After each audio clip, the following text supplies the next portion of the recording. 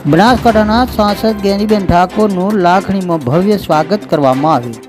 બનાસકાંઠાના સાંસદ જ્ઞાનીબેન ઠાકોરનું લાખણીમાં ભવ્ય સ્વાગત કરવામાં આવ્યું હતું, જ્યારે જ્ઞાનીબેન ઠાકોરે ગાય માતાને રાષ્ટ્રમાતા જાહેર કરવા લોકસભામાં પ્રસ્તાવ મૂકતા લોકોએ તેમને આજે વધાવી લીધા હતા।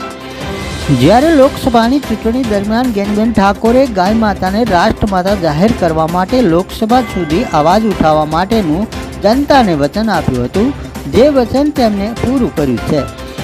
જ્ઞાનીબેન ઠાકોરે લોકસભામાં ગાય માતાને રાષ્ટ્રમાતા જાહેર કરવા તેમજ ગૌવંશને બચાવવા માટે કડક કાયદો બનાવવા પ્રસ્તાવ મૂકી તેમણે માંગ કરી હતી।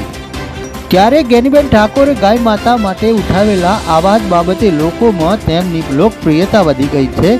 આજે તેઓ બનાસકાંઠાના લાખણી ખાતે પહોંચતા જ તેમનું ફૂલહાર અને પુષ્પવર્ષા કરી ભવ્ય સ્વાગત કરવામાં આવ્યું હતું। Bureau report KS news Banaskantha. લોકસભામાં ગાય માતાનો અવાજ ઉઠાવ્યા પછી તો પહેલામાં પહેલું કોઈએ સ્વાગત કર્યું હોય તો લાખણી તાલુકે કર્યું છે અને લોકસભાની ચૂંટણીમાં પણ સૌથી તાલુકાની દ્રષ્ટિએ વધારે લીડ એ પણ લાખણી તાલુકે આપી છે। એટલે લાખણી તાલુકાનો બંને વખતનો આભાર વ્યક્ત કરું છું।